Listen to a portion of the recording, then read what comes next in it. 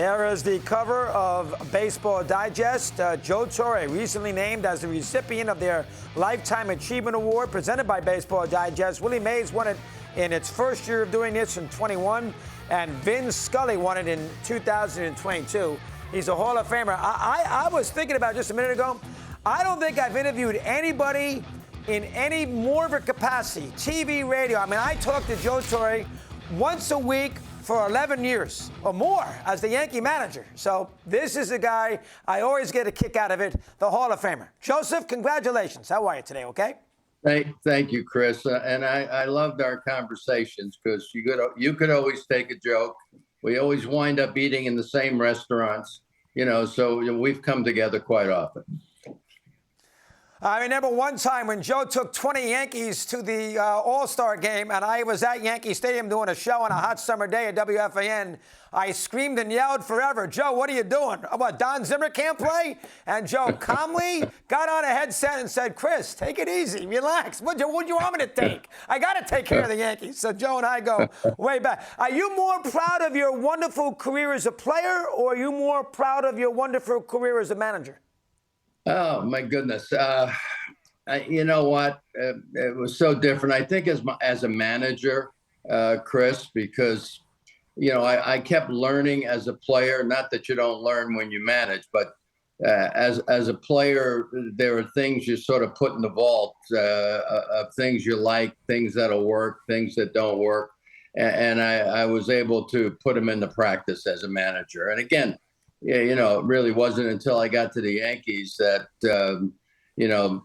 things started to show results. Again, not the thing I was always proud of, Chris, is that my group of players in whatever uniform they were wearing at the time really seemed to buy into what I'd like to believe was common sense that I tried to, communicate with them. When did you first think that you wanted to become a manager, Joe? Did you think about this in 1966? Did you think you talked to your late brother Frank about it? When did Joe Torre start to think late in his career that you wanted to give managing a try? Well, probably in the 70s. I was traded to St. Louis in 1969 for Orlando Cepeda, and that puts a lot of pressure on you to begin with. And I think it wasn't until I got to the Cardinal organization that I matured, which I needed to. I didn't feel as good as a player in the Brave organization as I did later on, and it had nothing to do with the organization. I think it was just my time to mature, and of course, I grabbed a lot out of Hank Aaron the 8 years I played with him. You think about Joe for a second, folks. He gets to St. Louis, the Brewers, the Braves, to start his career, and they had just come off the 2 back-to-back pennants in the National League. He gets to St. Louis a little bit later on, and they just came off the back-to-back pennants in the National League. And then he ends up with the Mets, and they were good in 69 and 73. You always seem to get there a year or two too late as a player, Joe. You made up for it as a manager, but you seem to get there a year or two late as a player. Let me hear your thoughts about that. Go ahead. I think it was like playing darts, Chris. Eventually you're going to hit the bullseye in the middle, and that happened to me, and it couldn't have happened in a better place, my hometown. Even though I'm not sure I was the first choice for managing here, I think George had a couple of other options, but they were already used up, like La Russa and Davey Johnson. And remember one thing, Joe grew up a big Giant fan. You were at the game and Mays made the catch, right, Joe, in 54, and at the Larson perfect game in 56. You were at both those games, were you not? I was not at the game where Willie made the catch, but I was at the perfect game at Yankee Stadium. That was amazing. I was in the third deck between third base and left field. I had shown my ticket to in school, so they'd let me out, and because all the games obviously were in the daytime back then, and it was absolutely amazing because I was starting rooting for the Dodgers because I was always rooting for National League with my brother playing for the Braves, brave organization, and just being a Giants fan. And then all of a sudden, when you realize what Don Larson was doing, you couldn't help but want to be a part of that. 100%. And Joe, of course, 16, 17 years of age at the time. All right, you hit 5 homers. Did I get that number right? Against Koufax? How about facing Koufax as a player? Let me hear your thoughts on that. The game's greatest pitcher. Let me hear. I don't think I hit 5 homers. I think I hit 1 homer off him. I think I pinch hit a home run off him. And, similar to Bob Gibson, I think I hit 1 home run off Gibson.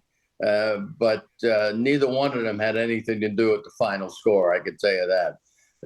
Those were two pretty special pitchers that I was proud to catch in All-Star games. 100%. 13-0 at Tampa. You 13-0, 82 at the Braves. Now, you lost 19 of 21 in August that year and somehow still won the division and got very unlucky with the weather in the postseason, losing 3 straight. What'd you learn about that 82 Braves team that you took down the road managing the Yankees 14 years later? Let me hear. Yeah, well, we won 13 in a row to start the season. And then, we were sort of a kangaroo type of club. We won 13 in a row. We lost the next 5 games. And as you mentioned, we lost 19 out of 21. And I guess you can say thanks to Pascual Perez, who got lost coming to the ballpark in Atlanta, that I started Phil Niekro. And from there, on the heels of losing 19 out of 21, we won 13 out of 15. So we were a really topsy-turvy type club. But the most important thing, Chris, is we went on a 7-game road trip at the end of the year. And we won, I believe we won 5 out of the 7, which really got us into the postseason. 100%. You hurt the Giants. You beat San Diego late. How about that Cardinals series, Joe? I mean, that's one. They won the championship. Niekro was going great. Then you had a rain out. Then you had a lead. I mean, you had a lot of things that were tricky. Your first one crack at postseason in '82 ended up quick against the Cardinals. Let me hear your thoughts on that. Go ahead. Well, that was interesting. And I think the one rule that we've changed at Major League Baseball is, no matter when you stop the game in the postseason, you pick it up from there. We went in the umpire's room before that first game of the playoffs, and they were saying they're expecting bad weather. And they say any sign of rain, we're going to stop the game because we don't want a 5-inning postseason game to be, just limited to 5 innings. And I understood that. The fans are out there and, even though your team wins 5 innings, you feel you're cheated. So as soon as rain started drizzling, they called the game was the 4th inning or top of the 5th inning, whatever it was.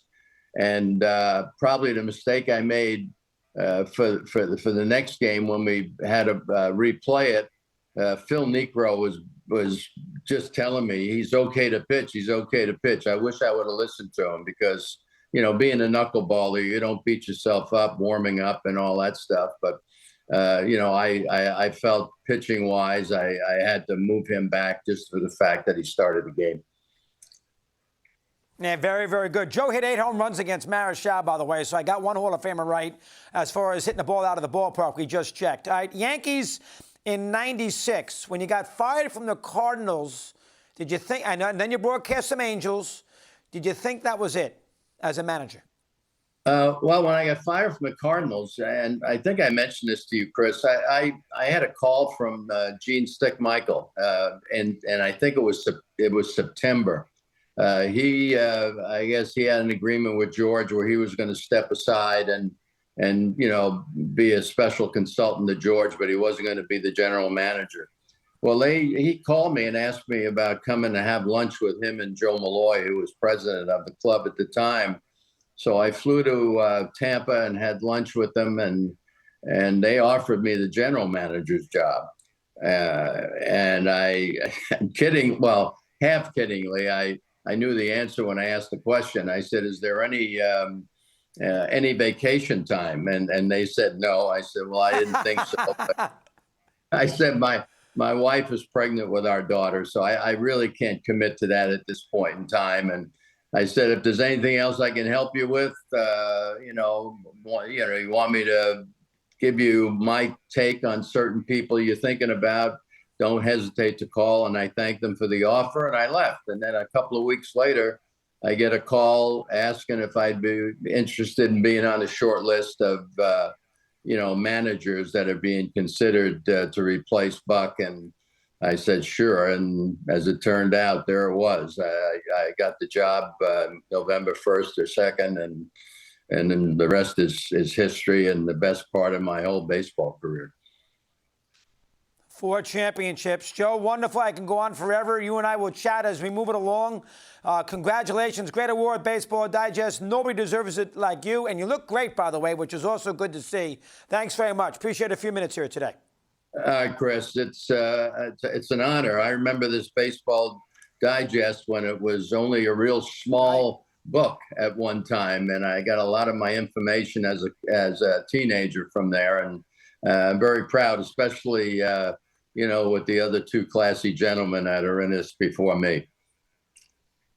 Not bad. Mays and Scully. There you go. Joe, good job. Keep in touch. Stay healthy. Appreciate you coming on. Thanks, Chris.